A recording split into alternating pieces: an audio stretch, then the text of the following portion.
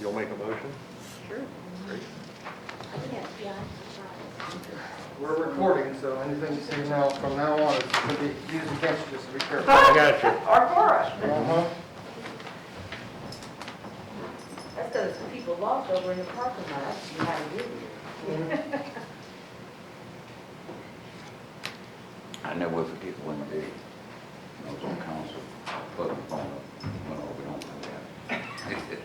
So don't forget it. You're gonna have to remind me. Don't- The good news is we only like 10 minutes. I'm 10 minutes from here. Mm. For everybody's interest, there's extra copies of minutes and agenda there on the. Oh, there is? Oh, the agenda for tonight is Mhm. here? Okay. Yes. Thank you so much. Mhm.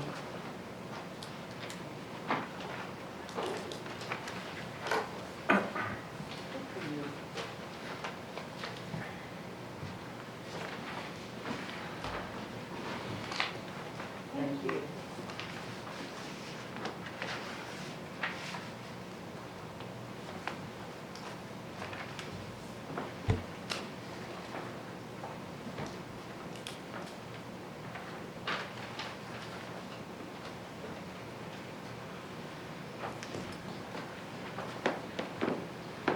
Okay, everyone, it's 6 o'clock, and I am going to call this meeting to order.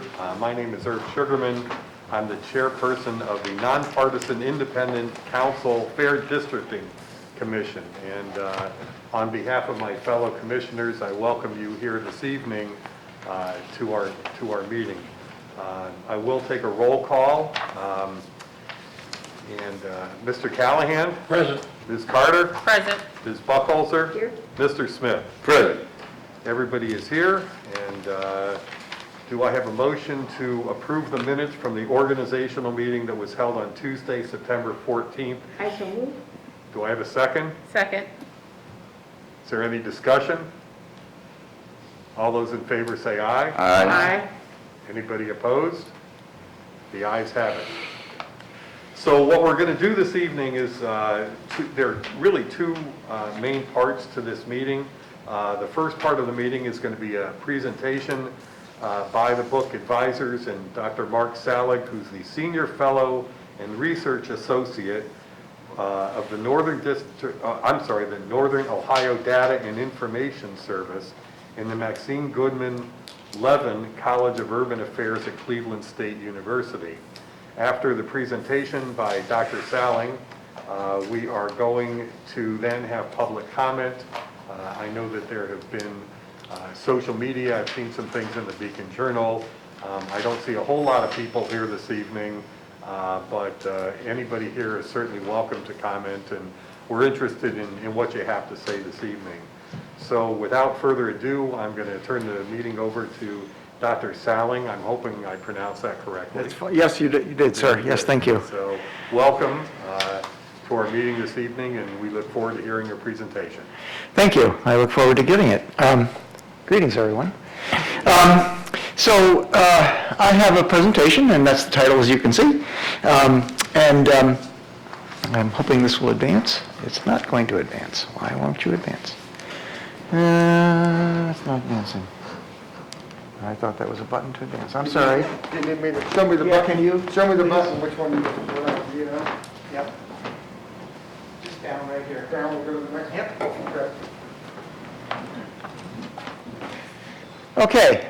Well, according to the charter of the county, the commission, we're talking about the commission, the council shall appoint 5 electors, I see here, of the county, not more than 3 of whom shall be members of the same political party, and none of whom shall hold public office or be an officer of a political party, who shall constitute the Nonpartisan Independent Council Fair Districting Commission. That's who you are. Next, please. The commission shall, not later than 120 days following its appointment, shall approve and certify to the Board of Elections of the County of Summit a detailed apportionment of the council districts in accordance with the principles provided in this section. I'm reading from the charter. Next, please. Oh, the district shall be effective for the first regular county election thereafter, that is 2024. So the principles I've summarized here are substantially equal population, we'll talk more about that in a minute, compact districts composed of contiguous territory, and that is to say not having little islands spread around if possible, formed by combining existing areas of government units giving preference in order named townships, municipalities, city wards, and precincts. Next, please. Political subdivisions with non-contiguous portions can be included in one district, and there are examples in Summit County and Bath, Coventry, Cuyahoga Falls, Springfield, and Twinsburg. Okay, so political subdivisions may be divided between more than one district with no limitation upon the division of a political subdivision among districts. So these are the rules. Precincts shall not be divided. And we must adhere to federal and state law, of course. And consideration will be given to broaden opportunities for historically underrepresented and minority communities to elect representatives to the council. The council may establish additional criteria to use in order to achieve a government that is effective, efficient, and at the same time accountable, responsive, and fairly representative. So what is substantial equality of population? In a series of court cases in the 1960s, the Supreme Court held that the 14th Amendment of the United States Constitution requires that all districts within a political jurisdiction have substantial equality of population. How much deviation in population is allowed between districts? The Supreme Court has stated that the deviation is up to 10%. Up to 10% is only a minor deviation and is not enough to show a violation of the 14th Amendment. Maps with population deviations above 10% can be justified only in limited circumstances. The appropriate measure of population when considering substantial equality of population is total population, not alternative measures such as the number of voters or citizens. This reflects the principle that a city council represents all of the city's residents, not merely those who are eligible to vote. So, this is a map of your current districts, and probably looks familiar to you. There are 8 districts in the county, okay? And so, with the release of the 2020 census, we can look at the population of those districts, which you see there. Total of 540,000 and some odd number, with an average of 67,554. So the question is, now that the districts have undergone some population change, what do we see now in terms of whether or not the populations of those districts vary from that 10% threshold, a range that we mentioned before? So the next slide, please. This is a table showing the 2020 population data for the 8 districts, showing, starting on the left, the population, the white alone, that is to say one race, people who responded with only one race, black or African American alone, American Indian, Asian, Native Hawaiian, another Pacific Islander, some other race, and population of 2 or more races. If you added those numbers up, you'd get to the total population in that second column on the left.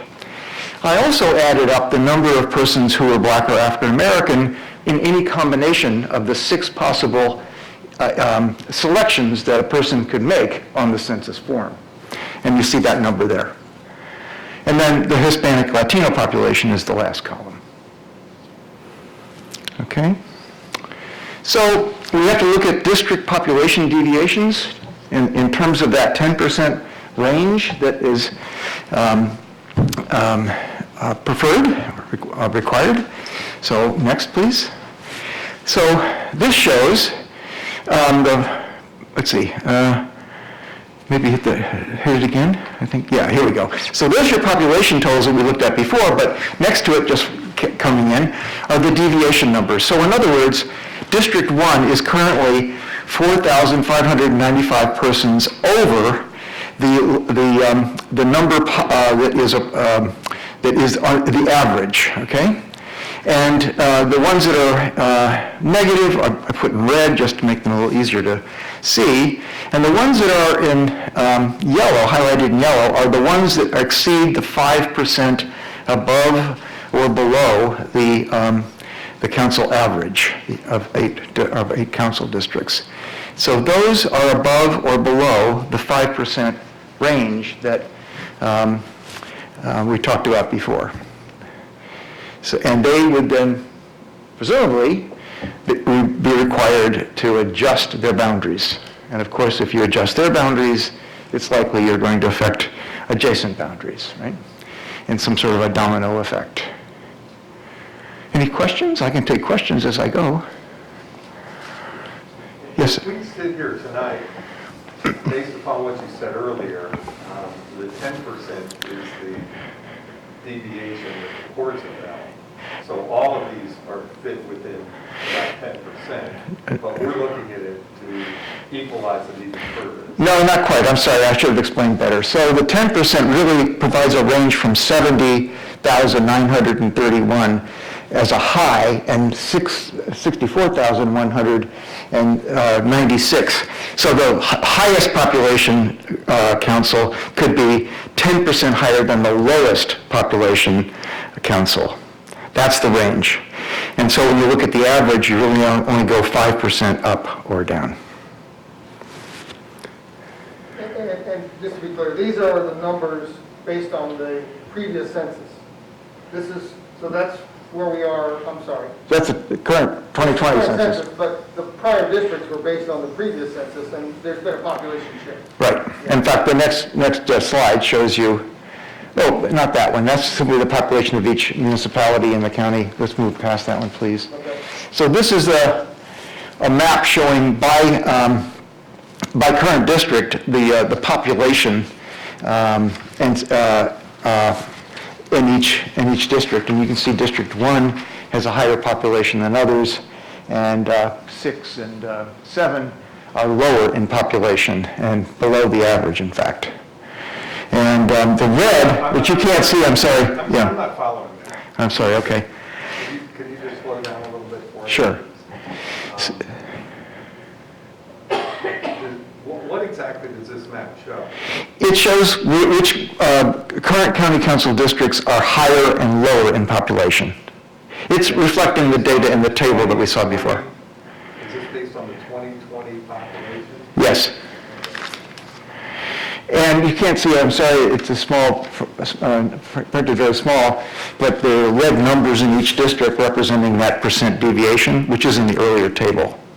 It's the same number that's in the earlier table. But graphically, you can see it here. Yeah. Yeah, I need some clarification too. I think that years ago when I was on the council, from the 1990 census to the year 2000 census, District 5 lost 7,000 people. And then that's where Copley and Fairlawn and eventually Hudson was added to it. So you're saying now that according to these figures, that's not the case, and the 5th district will be in compliance with some minor adjustments? Is that what you're saying, the 5th district? I'm talking about the 5th district. Yeah, the 5th district, I can't read the numbers there myself. 5th district, what's the deviation there? There you go. Mark, I'll put it up on the screen. Oh, good, okay. Yeah, so the 5th district is actually in conformance. It's very close to what technically you call the ideal population, which is the average. Okay, what would happen to the 5th district according to redistricting? I don't know, that's going to be up to you. I know that district, I'm okay. When I first got on council, we didn't have districts. We went to districts the second year, and the 5th district was sort of crafted as a response to the Armour case, which was in Youngstown, which stated that you had to make it possible for minorities to get in office and all that kind of stuff. So the 5th district had 40% African American, or whatever that was, and then the 4th district was a district of influence that had 22%. That meant that it was possible for a person of color to get elected. So what we're saying then is that 4 and 5 is not out of compliance as far as the standards. Yes, the 5% or the 10% total range. Yes, So- they are, all of them are in compliance except 1 and 7. Okay. So based on making 1 and 7 be in compliance, it's going to affect the other districts? It could, in some way. Could, or, Yeah, okay, okay. yep. Yeah, I think there's one more slide. Yeah, so to your point about the African-American population distribution, we made a map from the 2020 census of the African-American population on that map. And that's the African-American alone, it's not the combination of all possible selections. So you can see the concentrations. And you're going to need to keep that in mind when you think about the Equal Rights Act and conforming to the federal law. I think that's it, yep. Yeah, should be questions next or something. Yep.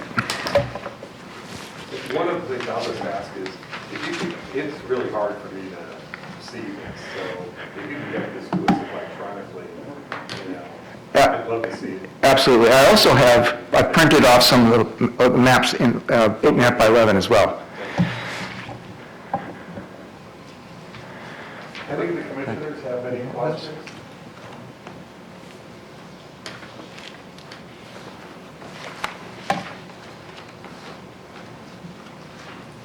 We appreciate your information that you presented. Todd, maybe you can help us a little bit too with Thank this you. information. Tell us what your thoughts are as far as what we're going to be doing going forward, and what you're going to be doing, and then what we should be doing. Absolutely, and Mr. Chairman and members of the commission. What Mark has pointed out is that there has been a population change. The population of the county has shrunk just a little bit, but more than that, there's been a shifting. There's more people in the 1st district now than there used to be, and less people in the 7th. So to modify, to make sure that they're in compliance is necessarily going to mean that these other districts could very well be modified or changed as well. So the plan for the rest of the evening was to hear from the public, for you all to hear from your constituents as you are out and about over the next week or so, and then to take that information and to work with Mr. Sowling and the computer programs and things that he has access to try to develop kind of a draft map, if you will, if that would be okay with you all, to try to present that sometime in the near weeks to come, either next week or the following week, depending on just how much information we get and how quickly we're able to do that. I'd obviously want to talk with the different commission members and get feedback before we would do that, but that's the plan. But the reality is the population has shifted, and that will necessitate a change of the districts to meet the requirements, and then we'll have to adjust it from there. Mr. Smith. Will we be looking at other locales that are considered the gold standard or best practices on doing this kind of stuff? These seem to be unique situations. Okay.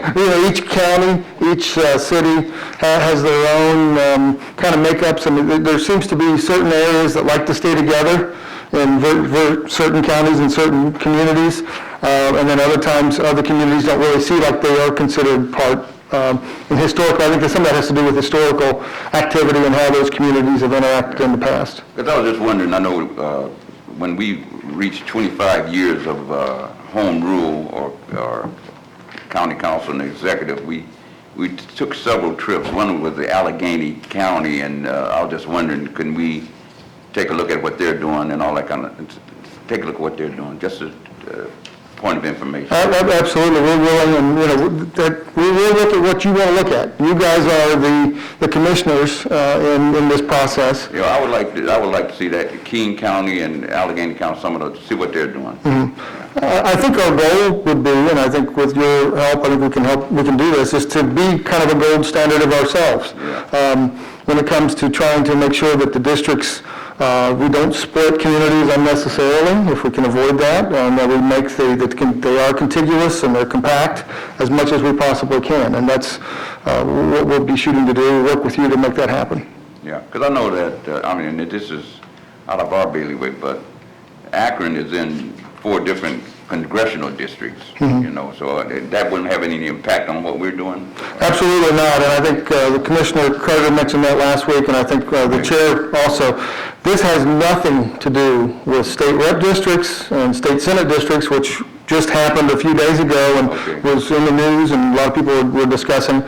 We have no bearing on what those state rep districts will look like or what the state senate districts will look like. We have no bearing on what any city council or city wards may look like. We have nothing to do with that. We have nothing to do with the congressional districts. That's a different animal altogether, and they're now starting that discussion at the State House, and I think they need to have something finished by the end of this month, and it seems very unlikely. But luckily, that's not our problem. We are here for Summit County only to focus on how we draw these council districts and to follow the charter mandates. Yeah. And I think furthermore, we need to find out who have a problem with the way the districts are now, or with, in other words, people who may have a difference of opinion than the normative kind of thing. I think we need to hear from everybody so that we can make a conscientious, intelligent decision in 120 days from now, whatever that is. And Mr. Chairman, I think that's part of this process this evening, is the public was invited to give their thoughts, because we want to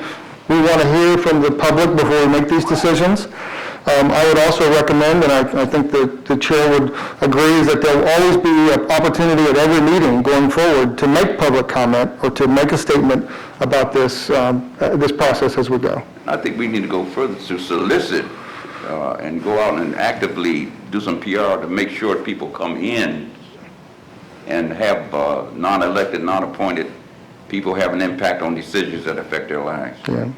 Mr. Chairman, I think it's realistic that after this commission would do a draft map in the next week or so, we may have the desire for input at that point, because then people they see what the map looks like and they have an opportunity to react to that. So we don't want to belabor this, right, and take longer than we need to, but we also don't want to make it too fast of an effort where people don't feel like they have the opportunity to be part of the discussion.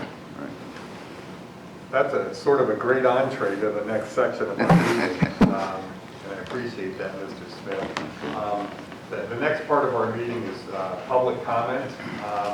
I did receive and would like to read into the record today an email that I got from Thomas, I believe it's pronounced Heitic, Heitic, who is a council person from the city of Barberton. He's a council at-large member from the city of Barberton. I'd like to read this into the record, and then we'll get to any other comments that we may have from the folks who are in attendance tonight. Good day, Mr. Sugarman. As I am unable to attend tonight's redistricting meeting, from my office I am compelled to offer my opinion. District 7 currently encompasses New Franklin, Norton, and my city, Barberton. It is imperative that in the process, these communities are kept within the same representation in Summit County. The needs, issues, and region are connected by many points. Barberton and Norton are intertwined with an array of services not limited to water and sewer. There's building departments and the possibility of a joint fire district in the future. New Franklin is instrumental with the two as we in the region deal with the Wolf Creek watershed. Splitting the three would create unnecessary burden in communication to the resolve of flood mitigation. If District 7 is to be redrawn, the sliver of Akron, parentheses, Kenmore, end parentheses, should be removed and Copley should be added. By following the lines of the Wolf Creek needs assessment done by the county, available on their website, a district that enables a single representative to the whole would be beneficial and less cumbersome on local leadership to coordinate any efforts on this crucial project. Moreover, the joint dispatch agreement includes Copley, adding another layer to benefit the region with a collaborative approach deems truly a single district as key to balancing what is already in play as well as future projects. I urge the commission and yourself to consider the region, the similarities, and the overlaying combined efforts in your research into redistricting. New Franklin, Norton, Barberton, and Copley are more in tune with each other than splitting them between districts. Thank you for your service. Thomas Beebe, Tech or High Tech, Council at Large, Barberton. So with that, Mr. Chair, can I comment on that? I think that one of the reasons that Copley and Fairlawn was added to District 5 is because of the loss of population. At one time, that district was half the 3rd Ward, half the 4th Ward, no, 3rd Ward, the 4th Ward, half the 5th Ward, and half the 8th Ward. And then it added Copley and Fairlawn, then Hudson because of the shift. I think we need to take a look at what kind of effect that would have on the 5th District. so right now it looks like Copley, Fairlawn, and I can't tell, part of Akron, and it looks like part of Bath Township are in Right, District 5. is in District 5. That's because, as I was saying, that between the 1990 and the year 2000 census, that district lost 7,000 people, so they had to go north. So, I mean, just like someone said, that whatever you do in whatever you do on one thing, it's going to affect the other one. So we need to be conscious of that.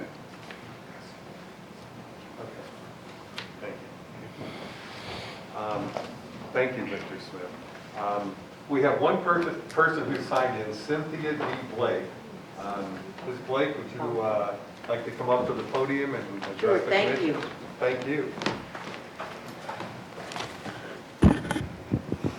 I am boisterous, so you can hear me with my mask. Okay. All right.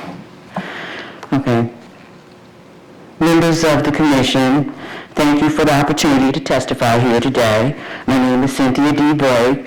I have been a candidate for at-large council, and I am an active and involved in organizations as a board member of Pride Through Empowerment, Council of Neighborhood Women, Executive Committee of Akron Pee-wee, Realtors Association. I am here today to urge you to give a voice to Summit County African American population by drawing compact districts in the city of Akron that allow the elections of minority candidates to office and which follows all applicable laws such as the Federal Voting Rights Act. For all the focus on gerrymandering at a state and federal level, it is not surprising to me, not even disappointing to me anymore, that the local newspaper and so-called nonpartisan organizations like the League of Women Voters refuse to even acknowledge that our current county council maps may well violate the bedrock piece of civil rights legislation, the Voting Rights Act.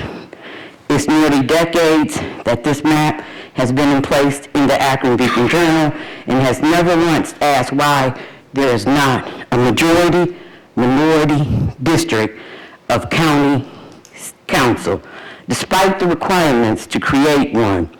The fact that African American leaders has been able to get elected to one single county seat does not change the fact that a Voters' Right Act complaint majority minority district does not exist, despite the legal requirements to do so. The county council cracks apart the city of Akron and Summit County's African American population primarily for the benefit of white males, elected officials who live in suburban areas. The current map does not appear to include a single majority minority district, despite the requirements to draw majority minority districts in the VRA using the 2018 data and a program called district. I have included as an exhibit to my testimony an example of what a majority minority district looks like, which shows that it can be done given the data.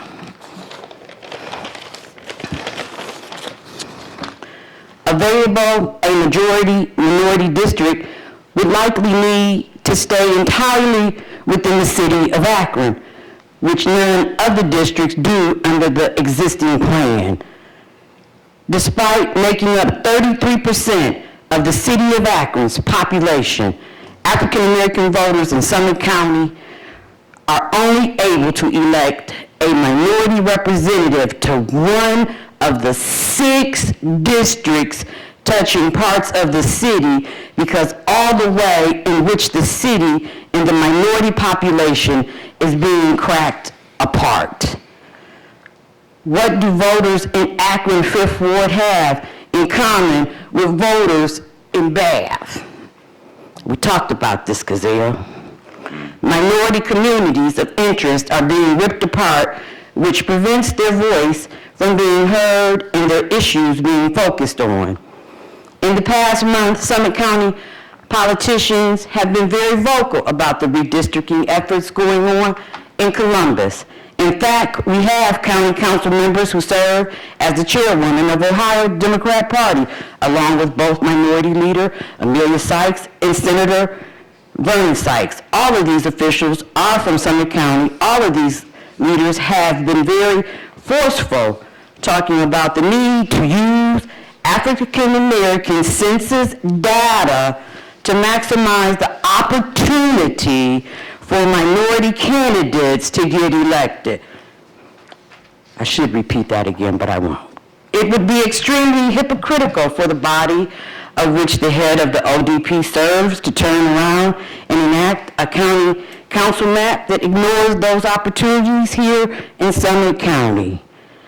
In order to fix the current map, I would like to propose a number of considerations for the body. Number 1, follow the Voters' Rights Act. A majority-minority district is possible in Summit County, given the evidence of a racially polarized voting in Summit County over the past decade, such as the primary for District 7 and 16. A failure to draw majority-minority districts in the county would likely lead to a lawsuit. Voters of the county would be better served by simply following the law from the beginning. Number 2, publish the data. When the maps are drawn, this commission should publish the data, show critical pieces of information such as African American population by districts, including the GIS-shaped files. The advent of powerful computer programs for redistricting makes this extremely easy. Publicizing this data will show that the commission is being transparent in their attempt to follow the law, give the voters confidence in this map. Number 3, protect the communities of all interest.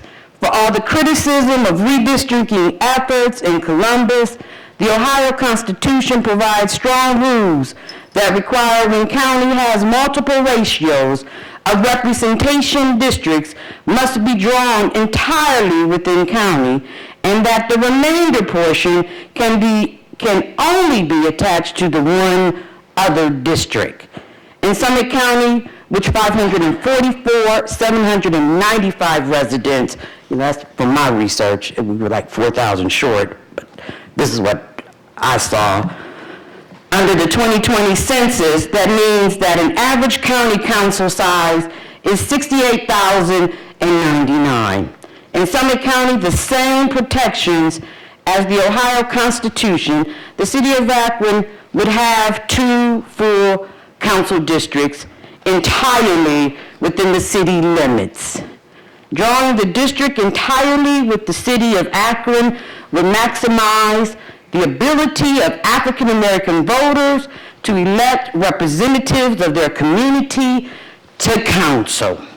It is no surprise that there has never been an African American elected to a countywide office on a partisan ticket in Summit County in at least 40 years, if ever.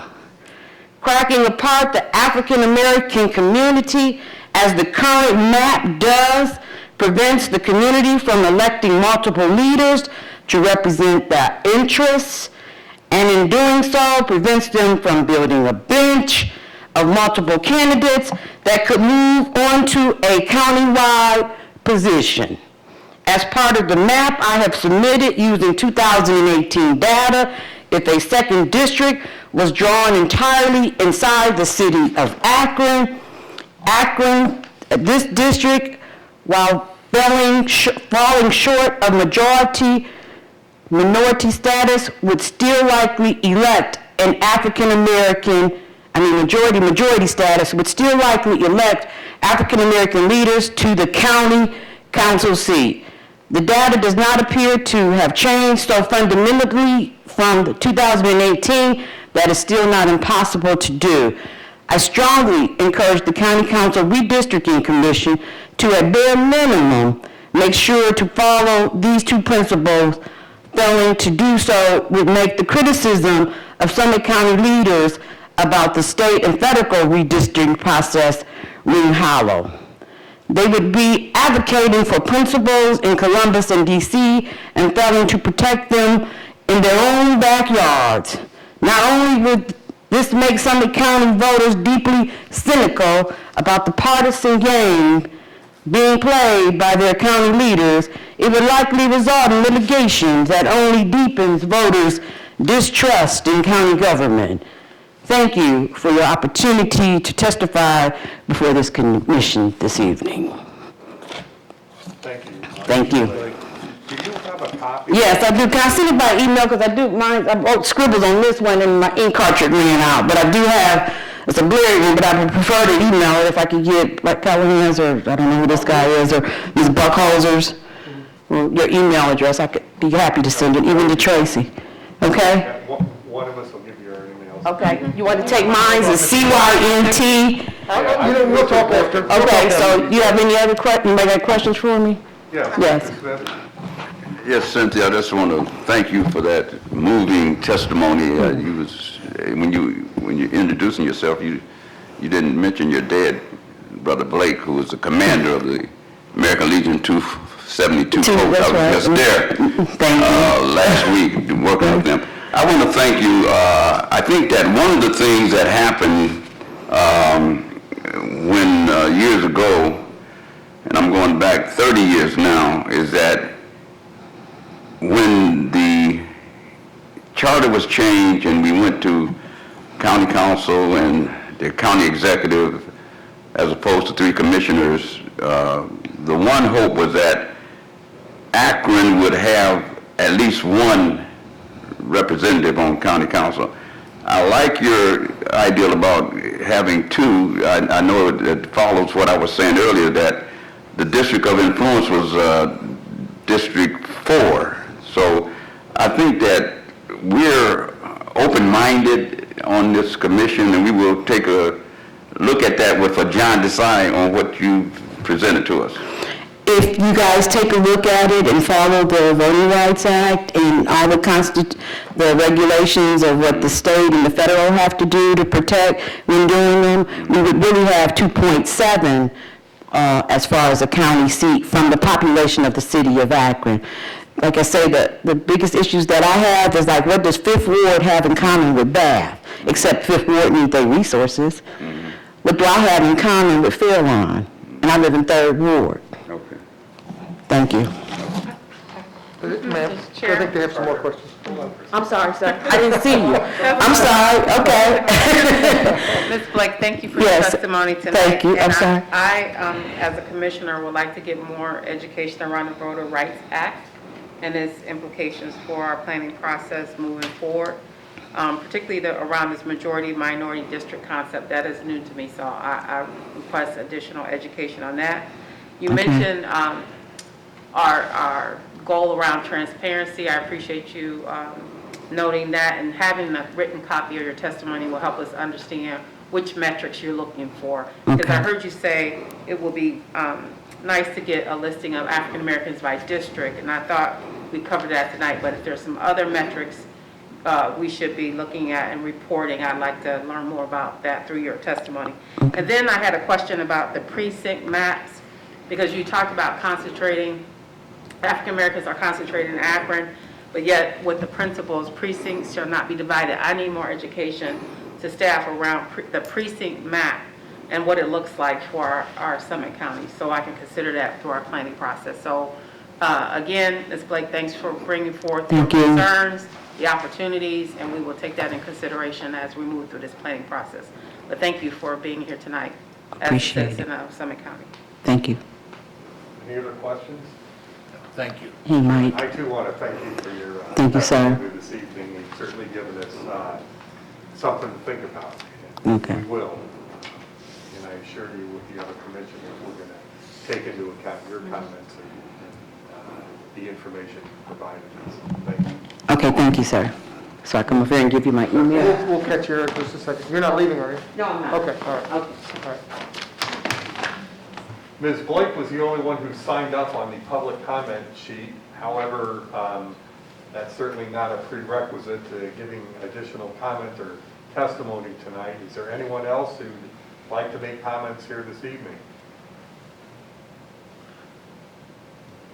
Going once, going twice. Okay. Am I allowed to speak? I'm on Summit County Council. Sure. I would just like to reiterate what Cynthia said. Oh, excuse me, Gloria Rogers, Summit County Council. I represent District 3, and I would like to reiterate what Cynthia said. I've said this for years. I'm in my 4th term. Cynthia pointed out very significantly that if you look at this map, multiple districts go into Akron to get a bite of the African-American vote, so that party is dominant. To me, it doesn't matter what party is dominant. To me, what matters is we redistrict correctly. And I've said for years, Akron really almost has a capability of having 3 African-American representatives on this council. And in my entire term on council, there has only been 1. And I don't think that's equitable. Thank you. Are there any questions for Ms. Rogers before we send you back into the Before I move back. No, sir. Just look at this map. It doesn't make sense. If there's no further questions, Thank thank you you. very much, and we do appreciate your comments as well.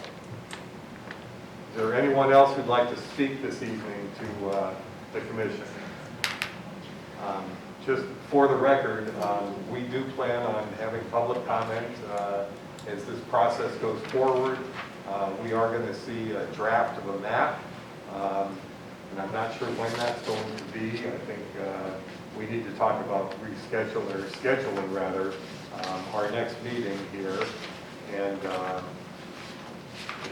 Todd, can you give us some idea, based upon what your thought process is, when we might be ready to take a look at a draft of a map? Mr. Chairman, we'll be making every effort to try to do that next week. By next Tuesday, we would be in a position, hopefully, for this commission to have a map that they at least want to put out for people to start taking looks at and comments about. So, we had talked about keeping these next 3 or 4 Tuesdays open, and I think we ought to keep that consistent if we can, and try to have a meeting next week. I think that would be great. For all the commission members available next week at 6 o'clock, Yes, sir. so Yes, that sir. would be, everybody's good? That would be September 28th at 6 o'clock PM, right here. I'd ask if at all possible, if you have the opportunity, if the map is available before that the commission members at least be able to take a look at that, so we can start asking some questions of that, and I think that would be very helpful.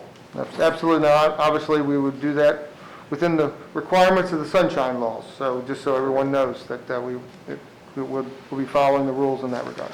Correct, and that just for, I think everybody probably knows that, but the commission members, or a majority of the commission members, are not allowed to speak with each other about what we're doing here. Everything has to be done at a public meeting.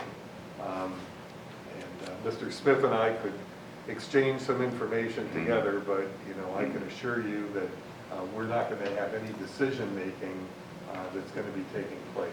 And we are bound by the revised code section that governs open meetings. Mr. Chairman, I would just appreciate having copies, both copies of your testimony and this testimony be heard as soon as possible.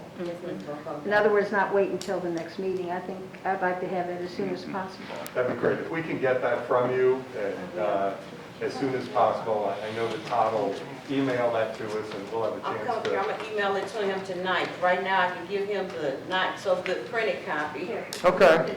No, I don't. No, it'll be I'm gonna okay. Email it to him. If you're good, if you just Okay. email it to Todd, he'll forward it to us, and we've been, he's been doing a great job providing us with the information that we need to conduct our meetings, and it's what we want to move forward to.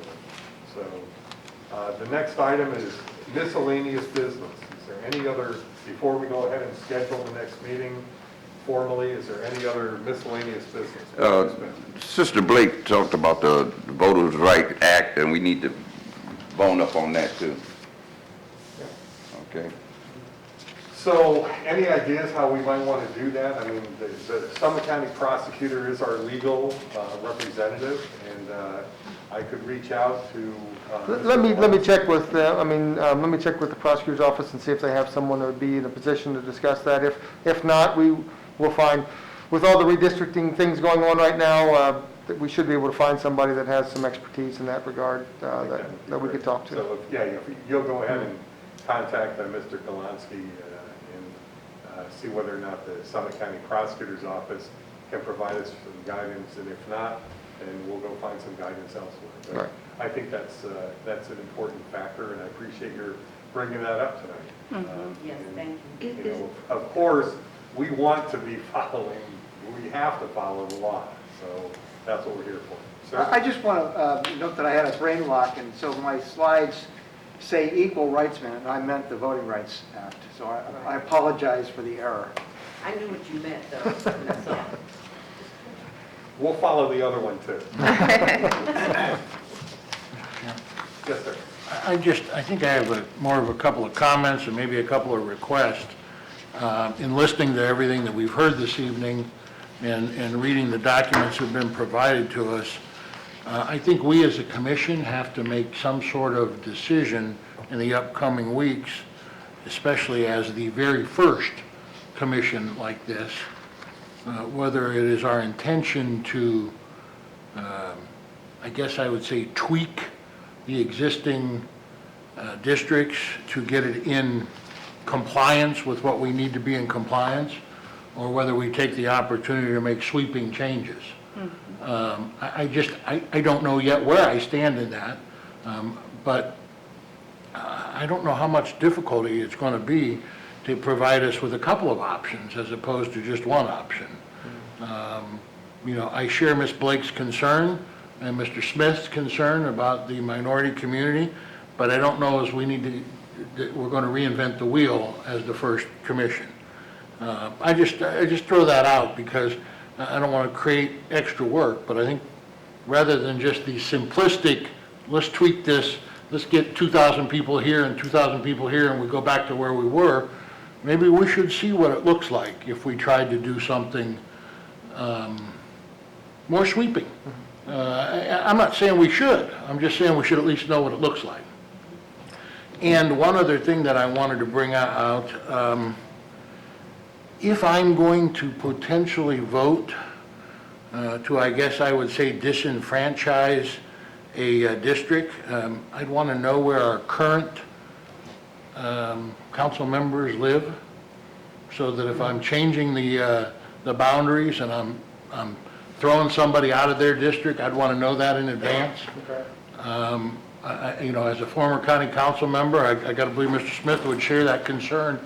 The last thing we want to do is inadvertently throw a colleague, a former colleague or whatever, and then disenfranchise that district. So I think it might not be a bad idea. I don't need an address, but maybe a star on a map or something like that that would say, this is where our current people are, and if we're going to move this line, Here's who could be impacted. yeah, I want to know it in advance before I do that. Let's put it that way. Got it. Thank you. Are there any other further comments from the folks out there? Any other further comments from the members of the commission? Todd, any other further comments from you? No, I think we're good, and we're on track for next week, yes. Next week, we'll be here next Tuesday evening, September 28th at 6 p.m. And I'll entertain a motion to adjourn. So moved. Anybody opposed? We are adjourned. Thank you all. And then your email with your comment. Seems like Testimony. Yeah, you'll have email it. Yeah. Mickey, my email, right? Get your email.